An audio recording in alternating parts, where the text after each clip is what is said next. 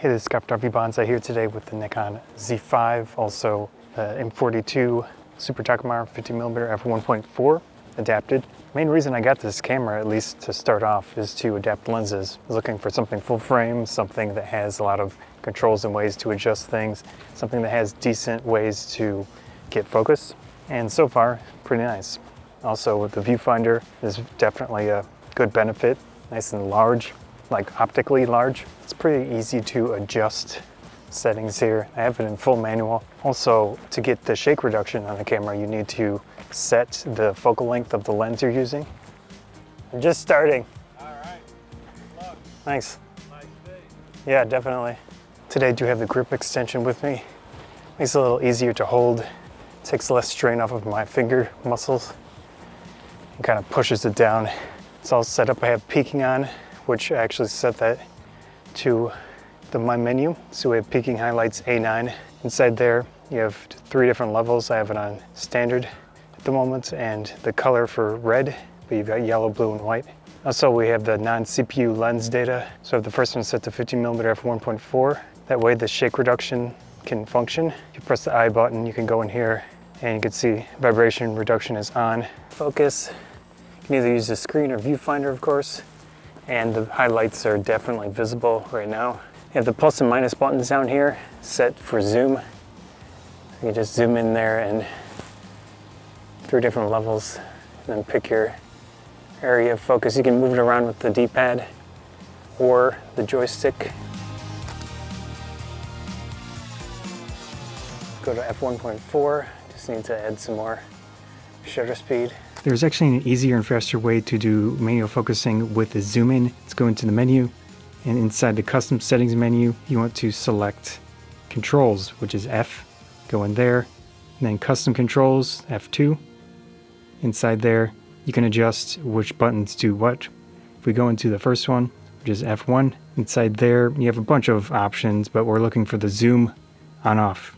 Go inside there, you have 3 options. You have low magnification, 50%, 1 to 1, 100%, and then high magnification.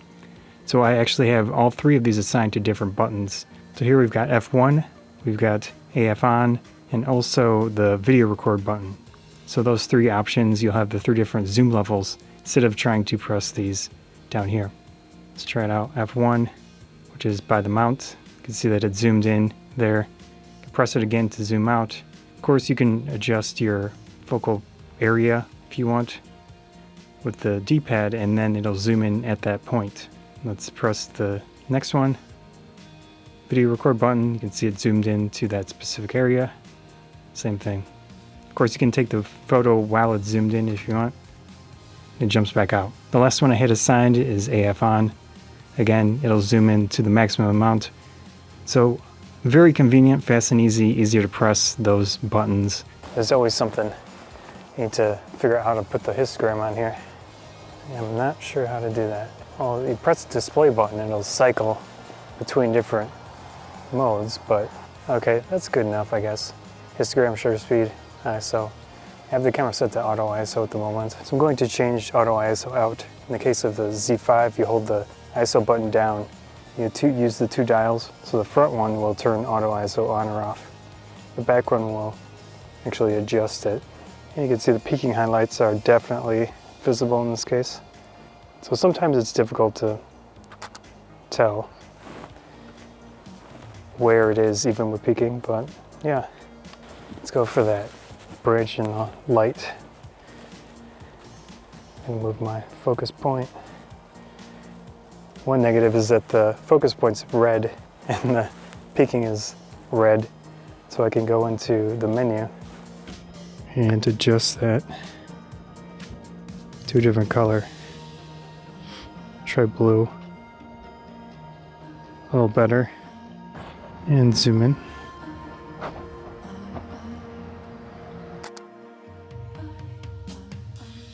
Good enough for the example, at least. This is a nice combination for this type of photography. So you got the controls, you have the good viewfinder, at least compared to the entry-level, ultra entry level full frame sensor, 2 card slots. I've been using the one for RAW, other for JPEG, just in case. Let's see what we got. We can go to f2.8. Let's go to f5.6. And then zoom in. It's a little laggy when zoomed. There we go. Once I get focused, generally, I can just snap a few extras. I did accidentally hit the memory card door, so that's not amazing. It opened up. Kind of a weird spot to have it right where the thumb is going to be a lot. I did complain about that when the initial Z6 and Z7 came out. So it didn't seem super solid looking. F8.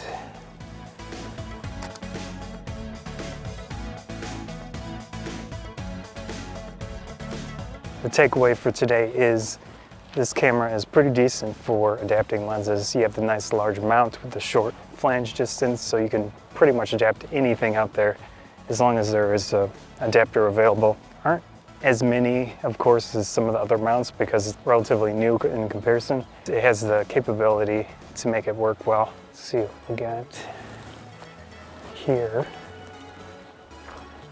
I should have gone to a more interesting area, but the moment I got out of my car, it was people everywhere. So at the very least, this is more relaxing.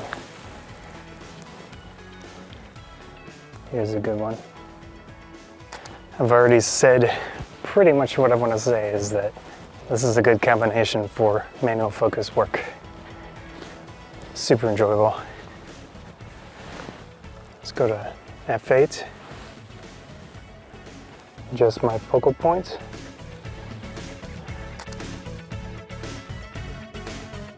Go to minimum focus.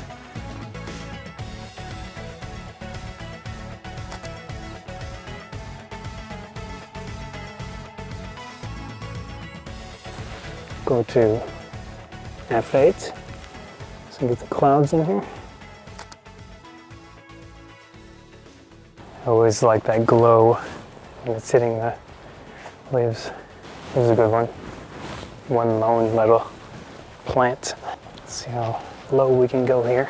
One challenge with these videos is that I'm focused on trying to do the video and take photos at the same time. So it's not an ideal situation to get good photos. Juggling so much stuff makes me lose that eye, that focus for the picture. I still see stuff, of course, but there could always be better situations. Let's go f4.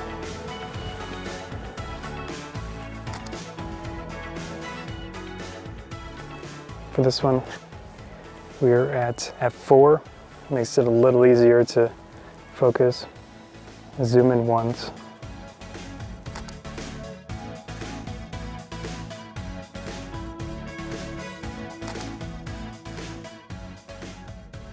My lens isn't quite close enough to get a good photo, but we can try.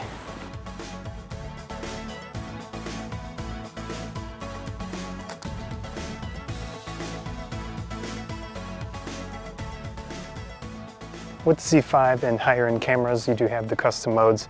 I push these manual settings into U1, so in case I adjust something and need to quickly switch back, I can do that on the dial.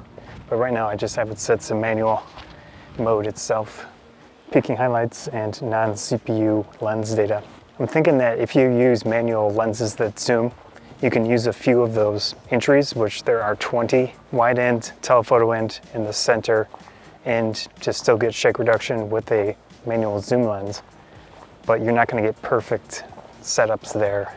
This top button where my middle finger is, I set it up so when I hold that down, it switches to the non-CPU lens data option, and then I can use the dials to change it. If you don't do that, you won't get shake reduction. Here's a nice little area. Calming, some running water. It's a little bright. Maybe I'll use the camera to decide what looks good.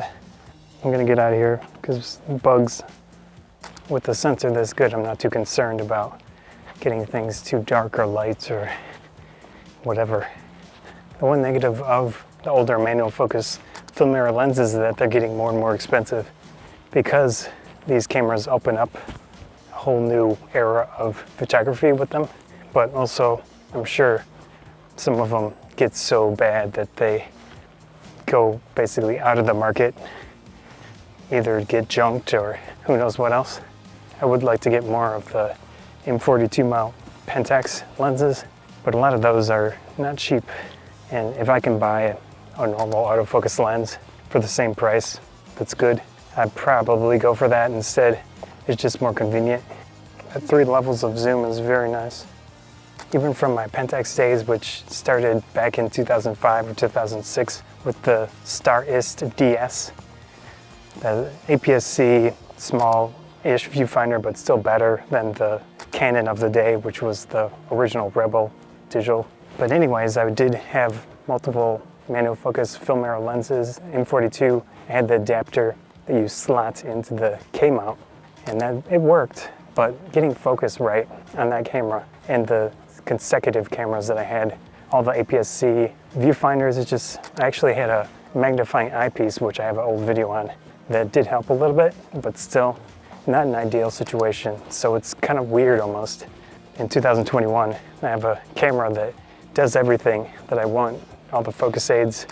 I mean, it would be nice to have even better focus aids like the split prism simulator or whatever else that some of the other companies have. Full frame, so I don't have to care about crop factors. I get the full lens as it was intended. Those focus aids, nice viewfinder, colorful, with aids inside the viewfinder. At this point, it's kind of the near ultimate type of camera for manual focus lens photography. Now that I've used this camera with the manual focus lens, I can tell that it is good, the way that everything's laid out. All those extras, full frame, definitely finally got there with this camera for that specific use case. It's nice. Having blue peaking on the sky is not a great combination. So I can easily switch to my user mode that has red peaking on. That was the first photoing with the Z5 and the Super Takumar 50mm f1.4. Great combination with this camera, good viewfinder, good focus modes. You have the 3 different levels of zoom in with peaking while zooming, which is nice to have. Lots of custom modes. You can set the lens data so that you still get shake reduction. This works nicely, good to use in the hands. Great combination. Anyways, hope you enjoyed the video. I'm Scott from Bonsai. Thanks.